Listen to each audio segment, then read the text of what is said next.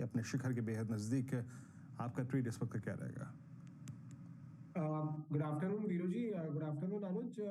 मुझे लग रहा है जो हिसाब से मार्केट में ये स्ट्रॉन्ग मूव आया है, यहाँ पे पीएसयू बैंक्स और मेटल्स में बहुत ही बढ़िया मोमेंटम हम देख रहे हैं पिछले 2-3 घंटे से।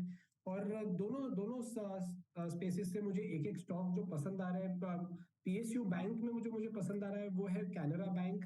ये लेवल से भी मुझे लग रहा है कैनरा बैंक में जो ब्रेकआउट आया है पिछले जो पिछला जो कंसोलिडेशन हुआ था वहां से कंप्लीटली आज ये वॉल्यूम बेस्ड ब्रेकआउट है। तो यहाँ पे कैनरा बैंक को हम खरीद सकते हैं 600 के स्टॉप लॉस से 640 645 के टारगेट के लिए। और मेटल्स में मुझे लग रहा है एक फ्रेश मूव जो मोमेंटम देखने में मिल रहा है वो है हिंडाल्को में।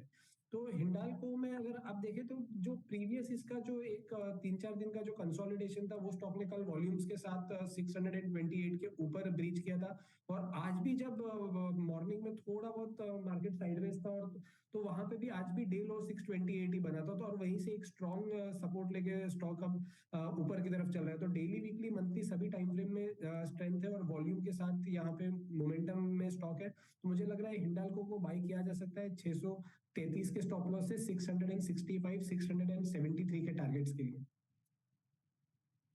जी ये सुदीप की कॉल है और मारुति स्टॉक ले गई है स्क्रीन पे। दरअसल ये प्राइस आज की तारीख में ऐसे जगह पे आ चुका है ना कि ये कंफ्यूजन होना लाजमी है।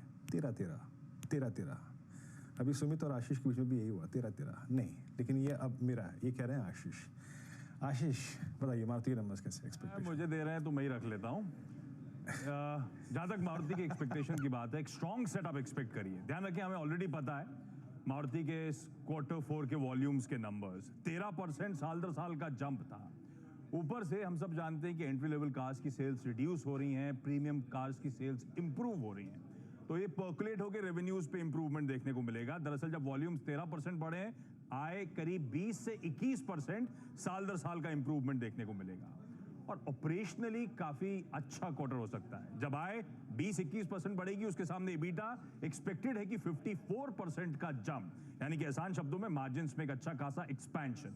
पिछले साल Q4 में 10.5% के मार्जिन से जो बढ़ के करीब 13.5% के आसपास आएंगे, यानी कि 300 बेसिस पॉइंट्स मार्जिन्स इंप्रूव होंगे। और इस इंप्रूवमेंट के पीछे एक तो खासी स्टेबल रॉ मटेरियल प्राइसिंग है, इंप्रूव्ड मिक्स जो मैं कह रहा हूं, एंट्री लेवल कार्स ठंडी पड़ रही है, प्रीमियम सेगमेंट में अच्छा बिक्री हो रही है। और जब सेल्स अच्छा ट्रैक्शन दिखा रही है, वॉल्यूम्स अच्छे पिकअप हो रहे हैं, तो ऑपरेटिंग लेवरेजेस एट प्ले होंगे और उन सब का फायदा ये 300 बेसिस पॉइंट मार्जिन एक्सपेंशन में आएगा। मुनाफा 56% के आसपास का उछाल दिखाएगा। तो मारुति के नंबर्स एक्सपेक्टेड तो है कि काफी अच्छे रहने वाले हैं। मारुति के नंबर्स बहुत अच्छे एक्सपेक्टेड हैं। देखिए मारुति में हमारा डेडिकेटेड डिस्कशन हो चुका है। आशीष से हम एक बतौर फंड मैनेजर एक व्यू ले चुके हैं और उनकी ये पीएमएस में बहुत स्ट्रांगली अगर आप देखें वो होल्ड भी करते हैं। आशीष इस बार HCL टेक्नोलॉजीज से कैसे आप देखें एक्सपेक्टेशन करें? आई मीन इन्फोसिस में नंबर्स के बाद वो एक बॉटम क्रिएट हुआ। ये TCS ने जो डिलीवर किया मार्जिन्स के फ्रंट पे, बाजार ने उसको अगर आप देखें उस पॉजिटिव सरप्राइज को हाथों हाथ नहीं लिया। HCL टेक्नोलॉजीज ये क्या कर सकता है इस बार? जैसे थोड़ा सा पर्सपेक्टिव कोई सरप्राइज एलिमेंट हो गया? विप्रो किसी इन्फोसिस में हमने देखा था रेवेन्यू कॉन्ट्रैक्शन, जैसे कई लोग कहते हैं डी ग्रोथ। इसके केस में एटलीस्ट रेवेन्यूज इंप्रूव होंगे करीब 0.2%, यानी कि ऑलमोस्ट फ्लैटिश रेवेन्यूज सीक्वेंशियली। अच्छा, इसके लिए अच्छी बात यह है कि वेरिजॉन का कॉन्ट्रैक्ट चल रहा है, तो उससे रिकरिंग रेवेन्यू फ्लोज इंक्रीमेंटल आते रहते हैं, उसका फायदा मिलना है। दूसरा, सर्विसेज सेगमेंट एक पिकअप कर रहा होगा, तो उससे फायदा मिलेगा। जब ये दोनों फायदा दे रहे होंगे तो आय फ्लैट क्यों है? क्योंकि ये क्वार्टर जो हिस्टोरिकली होता है दिसंबर के बाद मार्च का क्वार्टर, ये प्रोडक्ट बिजनेस के लिए ठंडा होता है, वहां से दबाव आएगा और इसीलिए वो सारे पॉजिटिव्स निगेट होते हुए नजर आएंगे। तो आय फ्लैट रहने वाली है। मार्जिन्स के फ्रंट पे 160 बेसिस पॉइंट्स, करीब 1.5% का दबाव आप क्यू ऑन क्यू एक्सपेक्ट करें। प्रेशर क्यों आएगा भाई? प्रोडक्ट बिजनेस डिक्लाइन कर रहा है, वहां से दबाव आएगा। वेज रिविजन्स हुए, वेतन में बदलाव जो हुए, उसका इंपैक्ट देखने को मिलेगा। और वेरिजॉन कॉन्ट्रैक्ट जिसकी मैं बात कर रहा हूं, वो इस कंपनी के एवरेजेस से कम एवरेज के मार्जिन्स होते हैं वहां पे। तो इन सब का असर पड़ेगा जब 150 बेसिस पॉइंट मार्जिन्स गिरेंगे। पिछले क्वार्टर एक दिक्कत आई थी HCL टेक के साथ, इसकी डील विंस बहुत ठंडी पड़ गई थी। $2 बिलियन से नीचे रन रेट चला गया था। तो इस बार एटलीस्ट ये एक्सपेक्टेड है कि डील विंस इंप्रूव होंगी। ज्यादातर ब्रोकरेजेस $2 से $3 बिलियन के आसपास एक्सपेक्ट कर रही है, नंबर आएगा। और HCL टेक इन्फोसिस की तरह गाइडेंस देता है दो तरह की गाइडेंस देता है रेवेन्यू के फ्रंट पे, एक ऑर्गेनिक और एक रिपोर्टेड। ऑर्गेनिक के केस में 5 से 7% पूरे साल की रेवेन्यू ग्रोथ की बात करेंगे। ऑर्गेनिक से मेरा मतलब है जो रीसेंट एक्विजिशंस हुए हैं, डाइवेस्टिचर हुए हैं, उन सबको हटा के। और जो रिपोर्टेड ग्रोथ गाइडेंस होगी वो 4 से 6% की होगी। मार्जिन जैसे पिछले साल अब तक गाइड करते आ रहे हैं 18 से 19%, ज्यादातर ब्रोकरेजेस मान रहे हैं FY25 के लिए भी सिमिलर 18 से 19% के मार्जिन की बात HCL टेक करेगा। तो इन पर्सपेक्टिव, इन कंपैरिजन शायद थोड़े बहुत बेहतर नंबर्स वेरिजॉन के चलते और सर्विसेज बिजनेस में पिकअप के चलते। ओके, सर्विसेज बिजनेस में पिकअप के चलते और वेरिजॉन के चलते शायद थोड़ा सा अगर आप देखें तो यहाँ पे HCL टेक्नोलॉजीज बेटर कर जाए। आशीष, बहुत संक्षेप में रखिएगा। आशीष चतुर्मोता जी, आपकी लार्ज कैप आईटी में अगर कोई चॉइस है तो बताइएगा, और क्या वो HCL टेक्नोलॉजीज है या फिर आप इसको नंबर्स देखने के बाद जज करना चाहेंगे? बिल्कुल, इसको नंबर्स देखने के बाद जज करेंगे, क्योंकि डिस्क्रिशनरी जो अब तक आईटी स्पेंड है वहां पे हमें रिकवरी बड़ी देखने को नजर नहीं आई, और जिसके चलते हमें लगता है कि ये सेक्टर शायद डाउन साइड यहाँ से बहुत कम है, बट प्रॉब्लम है कि रिलेटिव परफॉर्मेंस शायद अभी तक के हमें मिसिंग दिखता है। तो वेट एंड वॉच की अप्रोच इस समय इसमें बरकरार है। ओके, चलिए, तो यहाँ पे हो गया HCL टेक्नोलॉजीज, यहाँ पे हो गया मारुति, ये दो दिग्गज नंबर्स इस सेक्टर के। अब बात करते हैं दो नंबर्स की और, SBI लाइफ और श्रीराम फाइनेंस। सुमित के पास चलते हैं, और सुमित आजकल मेरे मेहमान हैं दिल्ली न्यूज़ रूम में, न्यूयॉर्क न्यूज़ रूम में। सुमित, बताइए ये दो नंबर्स क्या एक्सपेक्टेशन है? देखिए, ये पहली बार नंबर श्रीराम फाइनेंस अपना निफ्टी में आने के बाद देने जा रहा है, और जो एक अनुमान बाजार लगाकर चल रहा है करीब करीब 5106 करोड़ रुपए के आसपास का NII का नंबर रहेगा, 4081 करोड़ रुपए, 181 करोड़ रुपए के सामने। मुनाफा 1954 करोड़, जो कि 1308 करोड़ रुपए से बढ़कर इस तिमाही में आने का अनुमान है। इनके तिमाही दर तिमाही नतीजे थोड़े से बेटर रहेंगे YOY के कंपैरिजन में। YOY नंबर भी अच्छे हैं, लेकिन Q-on-Q और ज़्यादा बेटर आने का अनुमान बाजार लगाकर चल रहा है। एक करीब करीब 40,300 करोड़ रुपए के आसपास के एक डिसबर्समेंट का नंबर रहेगा, और AUM रफली 2.25 लाख करोड़ रुपए के आसपास, जो कि Q-on-Q बेसिस पे 6% और YOY बेसिस पर 22% के आसपास की बढ़त जिसमें देखने को मिल सकती है। करीब करीब 15 बेसिस पॉइंट की क्रेडिट कॉस्ट में गिरावट, जो कि सीक्वेंशियल बेसिस पे इनके मार्जिन को थोड़ा हद तक सपोर्ट करते हुए दिखाई पड़ेगी, लेकिन Q-on-Q बेसिस पे मार्जिन थोड़े फ्लैटिश साइड पे रहेंगे। करीब 9-9.5% के आसपास के मार्जिन इस क्वार्टर में रहने का अनुमान है। कमर्शियल व्हीकल स्पेस को लेकर, असेट क्वालिटी को लेकर, टू व्हीलर स्पेस को लेकर ये कुछ जो कमेंट्री है, ये पार्ट क्रूशियल रहेगी, लेकिन Q-on-Q बेसिस पे वैसे नंबर अच्छे हैं, मार्जिन फ्लैट है, और YOY बेसिस पे एक अच्छे नंबर रहने का अनुमान बाजार लगा रहा है। लाइकवाइज दूसरे कुछ नंबर्स की अगर बात की जाए तो SBI लाइफ के नंबर्स आने हैं। इंश्योरेंस में VNB मार्जिन टूटने का जो सिलसिला है वो पूरे सेक्टर में रहा है, चाहे आप ICICI प्रूडेंशियल देखें, HDFC लाइफ देखें, सबके नंबर्स में VNB मार्जिन टूटे हैं, तो यहाँ पर भी टूटने की बातचीत है। लेकिन अदरवाइज प्रीमियम इनकम 19% बढ़ने का अनुमान है, मुनाफा 7-7.5% डिक्लाइन रहेगा। न्यू बिजनेस APE जो है वो करीब 16% के आसपास की बढ़त वहाँ देखने को मिल सकती है। VNB करीब 1480 करोड़ रुपए रहेगा, जो कि 1440 से बढ़ेगा। Q-on-Q बेसिस पे इनकी VNB मार्जिन बढ़ने का अनुमान है। YOY बेसिस पे फ्लैट टू नेगेटिव साइड पर करीब करीब रहने का अनुमान इस क्वार्टर में लगा रहा है। दो तीन चीज़ें जो बहुत इंपॉर्टेंट है, एक तो प्रोटेक्शन, इनका बिजनेस जो प्रोटेक्शन मिक्स बिजनेस है वो इंप्रूव होगा, और नॉन पार सेगमेंट के अंदर से एक अच्छी पिकअप आती हुई दिखाई पड़ेगी। इसके अलावा गोइंग फॉरवर्ड जो इनकी कमेंट्री है, खासतौर से लीडरशिप को लेके, मार्केट शेयर को लेकर, वो पार्ट बाजार जरूर सुनना चाहिए कि HDFC लाइफ और SBI लाइफ में कई सेगमेंट को लेकर मार्केट शेयर में एक नेक टू नेक है, तो वहाँ सिचुएशन कैसी बन रही है वो पार्ट इंपॉर्टेंट है। लेकिन अदरवाइज SBI लाइफ के नंबर ICICI प्रूडेंशियल जैसे बेटर और HDFC लाइफ से बेटर का बाजार अनुमान लगाकर चल रहा है। ओके, सुमित, शुक्रिया आपका, और बहुत बहुत शुक्रिया। ये दो नंबर्स आपने स्क्रीन पे रखे। मैं हल्का सा एक व्यू लेता हूँ यहाँ पर। देखिए, मैं SBI लाइफ पे कोई टेक्निकल व्यू नहीं लूँगा। क्यों? और आशीष, आपके बहुत बहुत शुक्रिया, क्योंकि टेक्निकली थोड़ा सा ये चैलेंज परिस्थिति में है। श्रीराम फाइनेंस की फिर भी प्लेसमेंट बहुत स्ट्रॉन्ग है, इस पर एक सेंस लेते हैं। आपका व्यू क्या है इस वक्त मानस श्रीराम फाइनेंस पे? अगर नंबर्स थोड़े भी ठीक ठाक रहे और ये अगर अपना मूव 2508 के ऊपर ट्रेवल करना शुरू कर दे, तो क्या अप्रोच रखेंगे आप श्रीराम फाइनेंस पे? तो डेफिनेटली पॉजिटिव है। स्टॉक लगातार अपने 20 वीक मूविंग एवरेज के ऊपर ट्रेड कर रहा है। करेक्शन देखने को मिला था, लेकिन स्टॉक 50 डे मूविंग एवरेज के नीचे नहीं सस्टेन कर पाया, और फिर वहां से जब रिकवरी देखने को मिल रही है तो वापस ये 20 डे मूविंग एवरेज के ऊपर निकला है। आई थिंक अगर एक ट्रेड लेना होगा तो वो लॉन्ग साइड पे होगा। 2460 के स्टॉप लॉस से खरीदारी करनी चाहिए, और 2550 और फिर 2600 रुपए तक के टारगेट्स पॉसिबल है श्रीराम फाइनेंस में। जी हाँ, श्रीराम फाइनेंस पे क्या देखिए ये अर्निंग्स की बात थी और मैंने यहाँ पे HCL, मारुति और श्रीराम फाइनेंस की बात कर ली, लेकिन जो बाज़ार में आज हुआ और स्पेशली जो बैंक निफ्टी ने किया और 48,530, अनुज मैं बार बार उसी चीज़ पे लौट के आ रहा हूँ। आई थिंक मैं बाज़ार के जो स्ट्रॉन्ग पिलर्स होते हैं, जो पॉइंट्स हैं, उनको ज़्यादा रिस्पेक्ट देता हूँ। हम कल इस पिलर के बारे में बात ही कर रहे थे जब वो एक पिलर नहीं था हमारे पास, मतलब HDFC बैंक बतौर उसको। अब इन दोनों ने ये बहुत अच्छा कॉम्बिनेशन है, SBI और ICICI बैंक का। और जिस प्रकार के नंबर्स एक्सिस बैंक ने दिए, क्या अगर थोड़ा सा भी डिलीवर SBI ने मार्जिन्स फ्रंट पे कर दिया, NIMs फ्रंट पे, तो क्या बाजार इसी दोनों स्टॉक्स पे अगला मूव जनरेट करने की कोशिश करेगा? What exactly message for traders और इन्वेस्टर? बिल्कुल वीरू, आई थिंक हमने अभी 803 या 804 था जब SBI की बात की थी कि 900 तक के रेट आपको देखने को मिलेंगे। वहाँ से 8 रुपये और ये स्टॉक चल चुका है एक्सपायरी वाले दिन, ठीक है ना। मेरा तो ये मानना है कि SBI के नंबर्स अनलेस अब यहाँ से कोई बहुत ख़राब शॉकर आ जाए, वैसे नहीं आना चाहिए। देखिए नंबर्स अगर एक्सिस बैंक इस एनवायरनमेंट में इतने अच्छे दे रहा है, HDFC बैंक के भी नंबर्स ठीक ठाक थे, वो तो क्वार्टरली अपडेट बहुत ज़्यादा अच्छा आ गया तो उसके मुकाबले उतने अच्छे नहीं आए, तो इसके लिए वो स्टॉक थोड़ा सा नहीं चला। और शायद इवन ICICI बैंक और कोटक के भी मुझे लग रहा है नंबर्स अच्छे आएंगे। अच्छा, इनमें ना एक और अच्छी चीज़ हो रही है वीरू, पिछले 3-4 क्वार्टर की प्रॉब्लम क्या थी? पिछले 3-4 क्वार्टर की प्रॉब्लम थी कि नेट इंटरेस्ट मार्जिन एक्सपैंड करना बंद कर गए थे, ठीक है। लेकिन कहीं ना कहीं जाके अब वो बेस इफेक्ट में आना था। अब 4 क्वार्टर से लगातार नेम गिर रहे थे या फ्लैट हो रहे थे।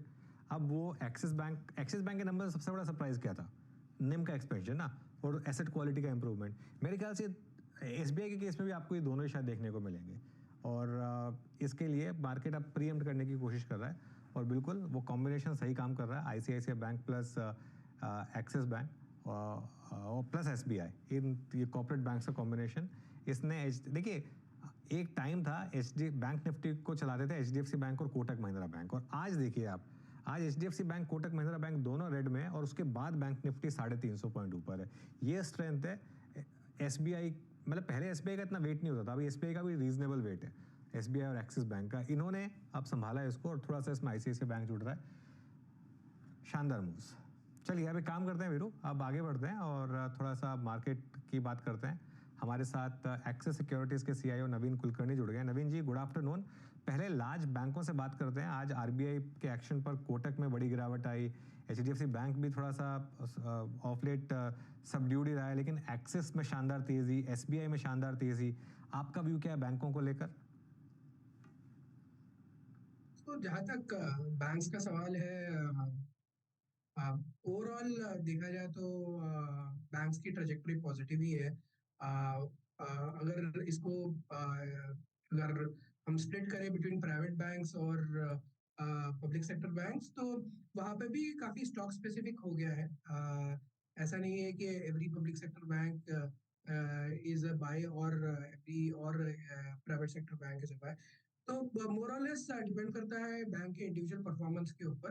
बट अगर मैं सेक्टर की बात करूं तो जो जैसे आपने अभी थोड़ी देर पहले बताया, जो पुराने जो लास्ट 1 साल में जो चैलेंजेस आ रहे थे, वो जैसे कॉस्ट ऑफ फंड्स बढ़ते जा रहे थे, डिपॉजिट्स के लिए मतलब फाइट काफी ज्यादा थी मार्केट में, एंड उसके कारण नेट इंटरेस्ट मार्जिन में कंप्रेशन आ रहा था, राइट। इसके अलावा भी अनसिक्योर्ड लेंडिंग काफी बढ़ रही थी, तो उसके भी थोड़े रिस्क पैरामीटर्स बैंक्स में बढ़ रहे थे। तो वो चैलेंजेस बैंक्स में थे, लेकिन उसके कंपैरिजन में अभी हम देखेंगे तो जो प्रेशर है वो डिपॉजिट का रहेगा, लेकिन थ्रू द ईयर मुझे जो लगता है डिपॉजिट का प्रेशर थोड़ा ईज आउट होने चालू होगा, एंड मे बी और 1 क्वार्टर 2 क्वार्टर शायद डिपॉजिट एक्यूमुलेशन पे थोड़ा प्रेशर और रहेगा, लेकिन उसके बाद मुझे लगता है कि थोड़ा और ईज आउट करेगा। तो ओवरऑल फॉर नेक्स्ट 12 मंथ्स मुझे लगता है कि बैंक्स का नेट इंटरेस्ट मार्जिन का जो प्रोफाइल है वो काफी स्टेबल होना चाहिए। मुझे नहीं लगता कि बहुत ज्यादा एक्सपांड करेगा, लेकिन स्टेबिलिटी की आशंका काफी ज्यादा है। इसके अलावा क्रेडिट ग्रोथ जहां तक उसका सवाल है, वो मुझे लगता है कि काफी रीजनेबल पेस पे रहेगा। इसके अलावा कॉर्पोरेट क्रेडिट ग्रोथ वो मुझे लगता है कि पिकअप करेगा। सो ओवरऑल बैंक्स का जो अगर मैं अलोकेशन देखूं तो यहाँ से बढ़ने की आशंका थोड़ी ज्यादा है, and last year banks have not perform, तो बेस भी थोड़ा लो है, तो बहुत सारे एडवांटेजेस है जो बैंक के फेवर में है। अगर वैल्यूएशन की बात करें, परफॉर्मेंस की बात करें, ऑपरेटिंग मैट्रिक्स की बात करें, तो ओवरऑल बैंक्स में ओवरवेट होना या एलोकेशन बढ़ाना मुझे लगता है कि ठीक स्ट्रेटजी है इसमें। ओके अच्छा सर एग्जैक्टली अभी आपका ऑटो पे सेंस क्या है? अभी कुछ देर पहले हम मारुति की अर्निंग्स की एक्सपेक्टेशन के बारे में बात कर रहे थे। Tata Motors, Maruti, M&M at all time high, हमें सारे के सारे काउंटर्स ऑल टाइम हाई पे हैं। इवन अगर आप आयशर मोटर्स को देखें ऑल टाइम हाई पे। अभी आप लोगों की ऑटो में सर चॉइस क्या कह रही है? और नवीन जी ऑटो में क्या चीज़ कर रहे हैं आप इस वक्त? अब सारे सेगमेंट डिलीवर कर रहे हैं, चाहे आप फ्रंट लाइन ऑटो कंपनी को देखिए, आप एक्साइट को देखिए, उनके पास एक ट्रिगर था। देन अगर आप टायर स्पेस को देखें, आज C8 में मूव है, अपोलो टायर्स ने अच्छा काफ़ी मूव दिया। अभी क्या थीम चेस कर रहे हैं आप ऑटो में? जहाँ तक ऑटो सेक्टर का सवाल है, अगर हम ऑटो सेक्टर को डिवाइड करें simply passenger vehicle, two wheeler और कमर्शियल व्हीकल में, तो मुझे लगता है कि ये जो साल रहेगा ये टू व्हीलर्स के लिए तो काफी ठीक रहेगा। पैसेंजर व्हीकल मुझे लगता है कि लास्ट ईयर के मुकाबले थोड़ा सॉफ्ट रहेगा। लेकिन इसके अलावा जो ब्रॉड ट्रेंड्स है, जो प्रीमियमाइजेशन के ट्रेंड्स है, इसके अलावा जो मार्जिन का जो ट्रेंड है, वो सब मुझे लगता है कि बरकरार रहेगा। ओवरऑल अर्निंग्स ग्रोथ जो है ऑटो सेक्टर का वो ठीक रहेगा। जैसे लास्ट ईयर में जो रिटर्न था वैसा रिटर्न तो ऑटो सेक्टर से एक्सपेक्ट करना ये ईयर तो मुझे लगता है कि बहुत मुश्किल है। लेकिन इवन असाइड दैट मुझे लगता है कि ऑटो सेक्टर में ओवरऑल अराउंड 12 to 15% रिटर्न जो है वो बन सकता है। मे बी टू व्हीलर्स में बनने की आशंका थोड़ी ज्यादा है कंपेयर टू पैसेंजर व्हीकल्स। लेकिन ओवरऑल मैं ये बोलूंगा कि auto sector is a good sector to be invested in, जहाँ पे वाइड वैरायटी ऑफ चॉइस है। लेकिन मुझे लगता है कि जो थीम जो चेस कर सकते हैं वो इस साल वो ऑटो एक्सिलरी स्पेस में मुझे लगता है कि काफी ज्यादा पैसे बनने की आशंका है। और उसमें of course wide range of choices है, फोर्जिंग से लेके बाकी पार्ट से लेके वाइड रेंज ऑफ ऑप्शंस है। तो वहाँ पे मुझे लगता है कि इस साल रिटर्न्स अच्छे बन सकते हैं। अच्छा, अब लार्ज कैप आईटी में हमने इन्फोसिस देख लिया, हमने TCS देख लिया, हमने विप्रो देख लिया, अब LTI माइंट्री देख लिया, कल HCL टेक के भी नंबर्स देख लेंगे। यहाँ पर अब क्या सेंस बन रही है आपकी? जहाँ तक लार्ज कैप आईटी का सवाल है या इन जनरल आईटी स्पेस का सवाल है, हमारा allocation for a very long period लगभग 8 से 9 महीने तक अंडरवेट रहे हैं और अभी तो हमारा अलोकेशन ऑलमोस्ट जीरो है ये स्पेस में। तो लार्ज कैप आईटी स्पेस में अभी भी हम बहुत ज्यादा पॉजिटिव है नहीं। लेकिन मुझे लगता है कि प्रोबेबली 1 या 2 क्वार्टर के बाद ये सेक्टर में अलोकेशन बनने की अलोकेशन करने का मौका मिलेगा। एज ऑफ नाउ मुझे लगता है कि चैलेंजेस काफी ज्यादा है और अर्निंग्स ग्रोथ का मुझे नहीं लग रहा है कि बहुत ज्यादा कोई पॉजिटिव सरप्राइज आ सकता है। इसमें जो सबसे बड़ा प्ले जो हो सकता है वो रुपी डॉलर इक्वेशन है। प्रोबेबली 2 से 3 महीने में अगर रुपी डेप्रिशिएट करता है तो प्रोबेबली आईटी सेक्टर में अलोकेशन बढ़ सकता है। Other than that core operating matrix पे अगर मैं देखूं तो अर्निंग्स ग्रोथ ये साल तो मुझे लगता है कि थोड़ा सॉफ्ट ही रहेगा। May be next year should be better, but उसका विजिबिलिटी आने के लिए मुझे लगता है कम से कम 6 महीने लगेंगे। ओके इस बीच लॉरस लैब के नंबर्स आपके स्क्रीन पे आए हैं, आवाज़ के टिकर पे आप देख सकते हैं numbers. I think prima face या बॉटम लाइन पे एबिटा फ्रंट पे नंबर्स थोड़े से डिसअपॉइंटिंग है और करीब करीब एबिटा 286 करोड़ से घटकर 242 करोड़ रुपए रहा और मार्जिन्स अगर आप देखें करीब जो एक्सपेक्टेशन 20.7 की थी वो 16.8 रहा। मुनाफा भी घट के 76 करोड़ रुपए है। तो प्राइमा फेस स्क्रीन पर आप देखेंगे नंबर थोड़े क्या इनफैक्ट बॉटम लाइन के फ्रंट पे काफ़ी कमज़ोर और एक डाउन टिक 438 के प्राइस के अगेंस्ट जो एवरेज प्राइस मेंटेन करा था ये लगभग 423 डे रो की ट्रिजेक्टरी में बढ़ता हुआ थोड़ा बीते कुछ सेशंस में काफ़ी वॉलेटाइल रहा है। एक हाई लगाया था करीब इसने 472 का, वहाँ से रिट्रेस होकर स्पेशली अर्निंग्स के बाद 423.30 पे ट्रेड करता हुआ। अच्छा नवीन जी, इस वक्त close to elections, close to I think election outcome, budget, PSUs में आप क्या चेस कर रहे हैं? हमारे पास डिफेंस पे तो शायद प्रश्न पूछना लॉजिकल रहे भी नहीं क्योंकि सारी कंपनियां ऑल टाइम हाई पे ट्रेड कर रही हैं। आपके पास OMCs हैं, आपके पास रेलवे स्टॉक्स हैं, डिफेंस हो गया। आपका झुकाव इस वक्त कंसिडरिंग रिस्क रिवॉर्ड रेशो कहाँ पर ज़्यादा है? जहाँ तक पीएसयूज का सवाल है, ऑफ कोर्स जैसे बैंक्स में हमारा लोकेशन काफी रीजनेबल है, जैसे एसबीआई है, बैंक ऑफ बड़ौदा है। सो ये सारे ऑफ कोर्स हमारे पोर्टफोलियो स्टॉक्स है, तो वहाँ पे लोकेशन हमारे पास काफी समय से है। इसके अलावा जैसे बाकी जो स्पेसेस है, जैसे रूरल इलेक्ट्रिक कॉर्पोरेशन, जैसे फाइनेंशियल स्पेस हो गया, इसके अलावा जो मतलब ऑयल मार्केटिंग कंपनीज है जैसे एचपीसीएल है, मुझे लगता है कि ये सब कंपनीज में वैल्यू अभी भी काफी ज्यादा है। और नेक्स्ट 1 ईयर में यहाँ से भी मुझे लगता है कि रिटर्न्स काफी स्ट्रांग रहेंगे। सो ये स्पेस में मुझे लगता है कि 20% प्लस रिटर्न बनना बहुत ज्यादा मुश्किल नहीं है, क्योंकि टेलविंड्स सपोर्टिंग है फॉर नेक्स्ट 1 to 2 years। इसके अलावा असेट वैल्यू भी काफी स्ट्रांग है, जिसके वजह से वैल्यूएशन कंफर्ट काफी ज्यादा है। तो ओवरऑल मुझे लगता है कि रिटर्न्स ये स्पेस में काफी अच्छे बनेंगे। ओके, मेन भाई एक बार जरा आप वोडाफोन आइडिया वापस लेकर आइए एक बार। फ्यूचर्स में अब इसने सर्किट लगा दिया है, कैश में 6% ऊपर है, लेकिन मई फ्यूचर्स देखिए। अब तक बात हो रही थी अप्रैल फ्यूचर्स की, अप्रैल फ्यूचर्स डिस्काउंट पर ट्रेड कर रहे थे इसके। अब मई फ्यूचर्स देखिए आप इसके, और मई फ्यूचर्स अब इसके प्रीमियम पर ट्रेड कर रहे हैं, वो भी 25 पैसे के प्रीमियम पे। ये अप्रैल का फ्यूचर दिखा दिया आपने। नहीं, अप्रैल का नहीं चाहिए मुझे मई का फ्यूचर चाहिए 13.90, क्योंकि अप्रैल का तो अब एक्सपायर हो रहा है, तो अप्रैल तो ऑब्वियसली स्पॉट के हिसाब से ही रहेगा, लेकिन मई का फ्यूचर एक बार फायर करिए इसका, और वहाँ देखिए आप किस तरीके के रेट्स बन रहे हैं। 13 रुपये 90 पैसे पर इस समय स्टॉक है। और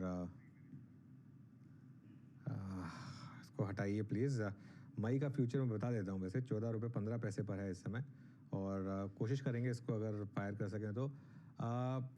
कैसे अप्रोच करें आप टेलीकॉम स्पेस को नवीन, क्योंकि अब एक क्लियर व्यू बन रहा है कि शायद अब 3 प्लेयर्स रहेंगे।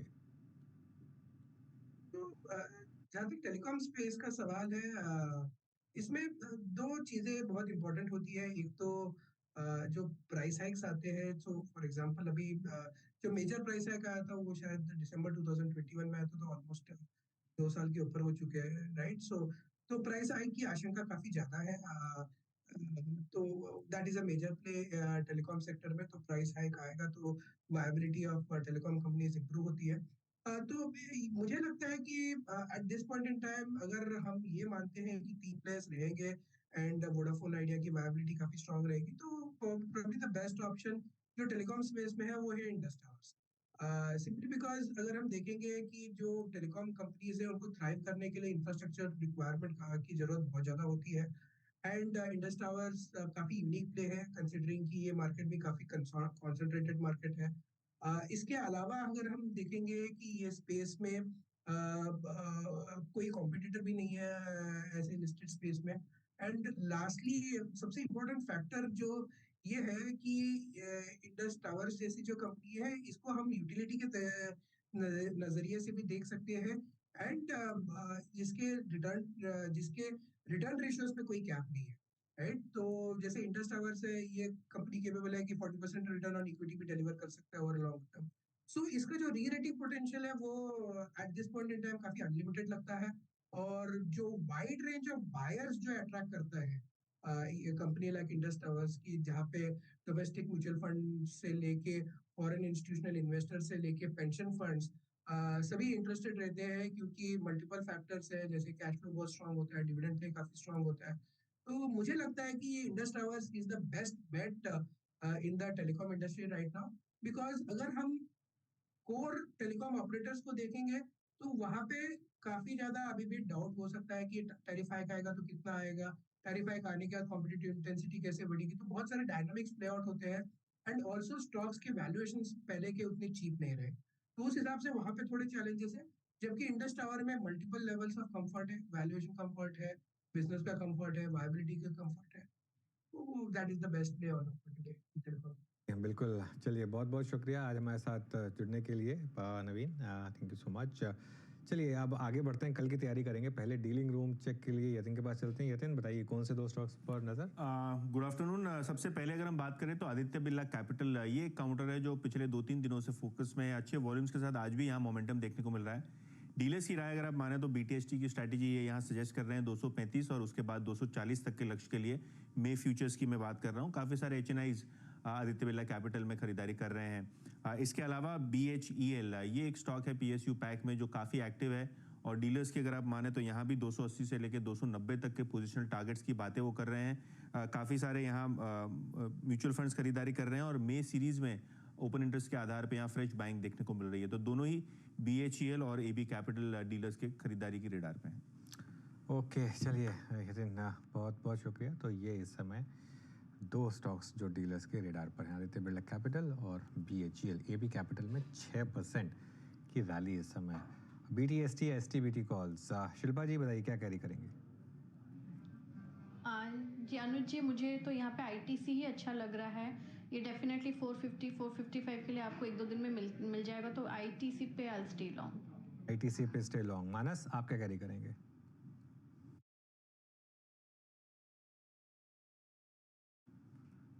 मानस, हाँ ओके, आई थिंक मानस आपको सुन नहीं पा रहे हैं। माफ करिएगा। मैं कह रहा हूँ कि MCX पे खरीदारी करने की राय रहेगी, क्योंकि MCX में एक बड़ा कंसोलिडेशन देखने को मिला था करीब 10-12 दिन का, लेकिन आज हमें ब्रेकआउट पे वॉल्यूम्स काफी बेहतर देखने को मिल रहे हैं। तो MCX पे करंट लेवल्स पे खरीदारी करेंगे। इसके मे फ्यूचर में खरीदारी करिए। 4099 का स्टॉप लॉस लगाना है, लेकिन ऊपर की तरफ 4400 तक के टारगेट आपको कल देखने को मिल सकते हैं MCX के मे के फ्यूचर में। Okay, MCX strong move, day high की डायरेक्टरी में जाके क्लोज होता हुआ MCX 4166 पर। अमित जी, आप क्या ट्रेड कैरी करेंगे? जी वीरेंद्र जी, मैं PSU बैंक से कैनरा बैंक कैरी करूंगा, क्योंकि आज के सत्र के वॉल्यूम्स काफी हाई हैं और कल जो 2 दिन इस स्टॉक ने रेस्ट किया उसमें वॉल्यूम्स काफी लो थे। स्ट्रक्चर पॉजिटिव है। 610 के लगभग इसका स्टॉप लॉस रहेगा और टारगेट्स रहेंगे 632 रुपए के। ओके, यहाँ पे 632 तक के टारगेट आपको यहाँ पर कैनरा बैंक में। जरा एक बार डायरेक्टर साहब बस जरा कैनरा बैंक का रोल ओवर फिगर रख दीजिए। मतलब इस कार्यक्रम में अगर हमने बहुत ज़्यादा समय इस स्टॉक को दिया है तो उसके पीछे कारण क्या है? आप PNB का, आप SBI का, आप कैनरा बैंक का, आप BOB का जरा रोल ओवर देखिए। शायद कल सुबह जब हम सेक्टोरल रोल ओवर्स की शीट रखेंगे ना आपकी स्क्रीन पे, तब आप देखिएगा क्या हुआ है आज। मीनवाइल सुदीप, आपका ट्रेड क्या रहेगा? वीरू जी, मेरा पिक भी बैंकिंग सेक्टर से ही है। क्या मुझे लग रहा है एक्सिस बैंक में एक अच्छा मोमेंटम जो आज बना है वो अगले कुछ दिनों तक कैरी फॉरवर्ड हो सकता है। और ये आज का जो मूव है इसमें हमने देखा है कि 13 मार्च के बाद का पूरा ये जो फेज था कंसोलिडेशन, अब उसके बाद की हाईएस्ट ट्रेजेक्टरी पे स्टॉक आ चुका है और एक downward sloping trend line breakout भी आया है यहाँ पे वॉल्यूम्स के साथ। तो अच्छे रिजल्ट्स, स्ट्रक्चर भी चार्ट का अच्छा है, तो मुझे लग रहा है इसे BTST लेके जा सकते हैं। 1110 के स्टॉप लॉस के साथ 1145 से लेकर 1150 का टारगेट मुझे लग रहा है आने वाले 1 या 2 सत्र में हम यहाँ पे एक्सिस बैंक में देख पाएंगे। Okay, axis bank. रुचित, आपका ट्रेड क्या रहेगा? ये REC में BTST के लिए खरीदारी की सलाह रहेगी। तो जो रिसेंट करेक्शन हमने दोनों स्टॉक्स में देखा था, REC PFC, अपने 100 डेमा के आसपास स्टॉक ने पहले एक सपोर्ट बेस बनाया और एक slow and gradual recovery increasing volumes के साथ में हो रही है। आज के ट्रेडिंग सेशन में आप देखेंगे तो वॉल्यूम्स अपने एवरेज से बेहतर वॉल्यूम्स हो रहे हैं। तो करंट लेवल्स पे यहाँ पे 445 के नीचे स्टॉप लॉस रख के BTST के लिए खरीदारी करके जा सकते हैं 461 के अराउंड के टारगेट्स के लिए।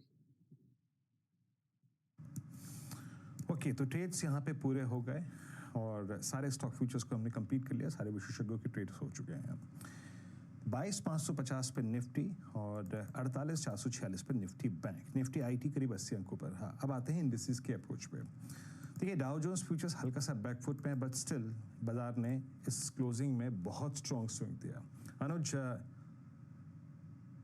डाउ जोन्स फ्यूचर्स की सॉफ्टनेस के इंप्रेशन में भी आप इतना स्ट्रॉन्ग मूव देखे गए। अब अप्रोच क्या रहेगी? कल से हम नई सीरीज को कमेंस करेंगे, मई की सीरीज का पहला दिन। अनुज, बिल्कुल वीरू, देखिए एक चीज़ तो मैं ये कहूँगा कि अब ना अनलेस US मार्केट से कोई बहुत ही ख़राब क्यों आ जाए ना आपको, ये डाउ फ्यूचर के 50-100 पॉइंट के मूव से कोई इम्पैक्ट पड़ता नहीं हमारी मार्केट को। और ख़राब खबर पर हमारी मार्केट चलती है तो अच्छी खबर पर तो और भी ज़्यादा चलती है। ये मार्केट अब तैयार है Veeru all time high hit करने के लिए। और मैं एक व्यू मेरा रहा है, अनअडल्टरेटेड बुलिश व्यू रहा है कि कैरी करिए कैरी करिए कैरी करिए। कल भी मैंने बोला कैरी करिए, मैं आज भी बोल रहा हूँ कैरी करिए। 150 पॉइंट की रैली के बावजूद मैं बोल रहा हूँ कैरी करिए। और निफ्टी कैरी करिए, निफ्टी बैंक कैरी करिए। दोनों इंडेक्स आपको ऑल टाइम हाई हिट करेंगे, करते हुए दिखाई देंगे। देखिए आज थर्सडे है, 25 तारीख है, कल फ्राइडे, उसके बाद इस महीने में 2 दिन ट्रेडिंग दिन बचेंगे। तो इस महीने में 3 ट्रेडिंग दिन बचे हैं। अब मुझे हैरानी नहीं होगी अगर दोनों इंडेक्स आपको इसी महीने अप्रैल खत्म होने से पहले ऑल टाइम हाई हिट करते हुए दिखा दें। और एक चीज़, आज के ट्रेडिंग सेशन ने आपको बहुत ब्यूटीफुल सेटअप दिया निफ्टी पर 20 डेमा और बैंक निफ्टी पर 50 डेमा एग्जैक्टली वहां से बाउंस बैक हुआ। अब क्योंकि 50 डेमा बहुत दूर है बैंक निफ्टी का, इसके लिए इवन निफ्टी बैंक पर भी इवन अगर आप 20 डेमा का भी एक स्टॉप लॉस रख लेंगे ना वो भी चलेगा। दोनों इंडेक्स पर एक 20 डेमा का स्ट्रिक्ट स्टॉप लॉस रखिए और अब इस ट्रेड को कैरी करिए। ये देखिए ये वो बड़ी वाली रैली है, इसमें बहुत जल्दी आपको प्रॉफिट नहीं बुक करना है। हर मार्केट अलग होती है, हमने कितनी बार कहा है कि 60-70 पॉइंट मिल जाए तो ले लीजिए। ये वो 500, 600, 1000 पॉइंट वाली रैली है, तो इसमें बहुत जल्दी बुक नहीं करना है, इसमें बने रहना है। मैंने एक चीज़ और कही थी 2 दिन पहले कि ये वो वाली मार्केट है जिसमें जो कुछ नहीं करेगा ना उसका ज़्यादा पैसा बनेगा। बार बार आप इन एंड आउट करेंगे तो दिक्कत होगी, लेकिन अगर आप कुछ नहीं करेंगे बस बने रहेंगे ट्रेंड के साथ, बड़े ट्रेंड के साथ, तो बड़ा पैसा बनेगा। इंडस्ट्रीज पे clear view, Dow Jones futures, इनकी बहुत short term negative I think performance का बहुत इम्पैक्ट नहीं पड़ेगा स्ट्रीट पर, हमारे इंडस्ट्रीज के लेवल्स पे। With conviction carry longs for tomorrow, long on Nifty, long on Nifty bank. एक बार आपके स्क्रीन पे लेके आता हूँ market Beth in derivatives towards I think close क्या रही, और इस सीरीज के अंतिम दिन आपके स्क्रीन पे आएगा। अब हम मई का स्वागत करेंगे इन्हीं सब आंकड़ों के साथ, और कल एक डेडिकेटेड डिस्कशन हमारा रोल ओवर्स की फिगर्स पे और best stocks for I think series of May की सीरीज के लिए सबसे अच्छे क्या होंगे उन पे भी बात करेंगे।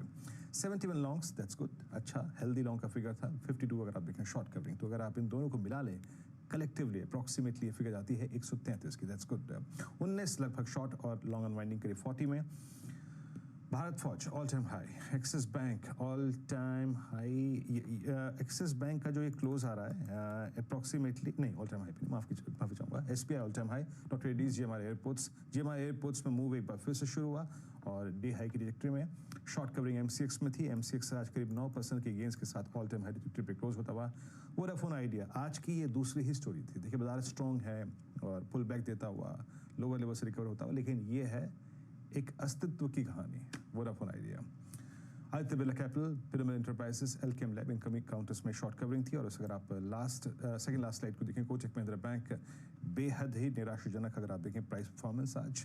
ये खैर आरबीआई के एक्शन के बाद तय हो गया था। इन्हें होटल्स रिजल्ट्स के बाद खराब रिएक्शन, जेके सीमेंट, इप्का लैब, एचयूएल, इनमें आज थोड़ी सी लॉन्ग अनवाइंडिंग शॉर्ट बिल्डअप हुआ। और लॉन्ग अनवाइंडिंग थी डाल में Bharat, metropolis health care, Oracle financials, रामको सीमेंट्स और पेज इंडस्ट्रीज। एक दो स्टॉक्स और देख लीजिए जहां पर इस बीच वेदांता के नंबर्स आए हैं आपकी स्क्रीन पे। यस, मुनाफा करीब 13 नहीं, पहले आय देखिए तो करीब 35,509 करोड़ से अगर आप देखें की रही है। 34,895 करोड़ रुपए का एक्सपेक्टेशन की फिगर थी यहाँ पे। और मुनाफे की फिगर आएगी स्क्रीन पे मेरे। एक बार वेदांता स्क्रीन पे टिक बाय टिक चार्ट रखिएगा। 1370 करोड़ रुपए, लगभग 2190 करोड़ रुपए की एक्सपेक्टेशन थी 2189 की। तो यहाँ पे एक बहुत ही बड़ा प्राइमर फेस अगर आप देखें नेगेटिव डाइवर्जेंस है। और एबिटा भी इनका अगर आप देखें तो और मार्जिन्स करीब 24.9 से घट कर, यानी करीब 20 बेसिस पॉइंट यहाँ पे मार्जिन्स भी घटे हैं। तो वेदांता आपकी स्कीम पे primer face I think bottom line की फिगर, स्पेशली अगर आप देखें प्रॉफिट की फिगर जो है वो स्ट्रीट की एक्सपेक्टेशन से रहा, जो एनलेस बिलीव था, कंसेंसस था, उससे काफ़ी नीचे। एक बार वेदांता लेके आइएगा क्या कर रहा है इस पर एक चार्ट चेक ले लेते हैं। इट्स 382, कोई बहुत बड़ा नेगेटिव इम्पैक्ट नहीं है। और आई थिंक एक हल्का सा स्लाइड डिप आया। आई थिंक इस बॉटम लाइन की फिगर को थोड़ा सा आई थिंक कोई एडजस्टमेंट होगी फिगर की, उससे पढ़ के देखेंगे। लेकिन मार्जिन्स मोर और लेस आपके फ्लैट रहे हैं। आपका टेक मानस बहुत संक्षेप में वोडाफोन के ये वेदांता के स्ट्रक्चर पर। देखिए वेदांता का जो स्ट्रक्चर है वो डेफिनेटली पॉजिटिव है। स्टॉक कंसोलिडेट हो रहा है 10 डे मूविंग एवरेज के ऊपर। आई थिंक अगर एक ट्रेड लेना होगा तो वो लॉन्ग साइड पे होगा। 365 का आपको स्टॉप लॉस लगाना है। आई थिंक फ्लैग ब्रेकआउट देखने को मिलेगा 390 के ऊपर, तो कम से कम 410 के स्तर आपको देखने को मिल जाएंगे।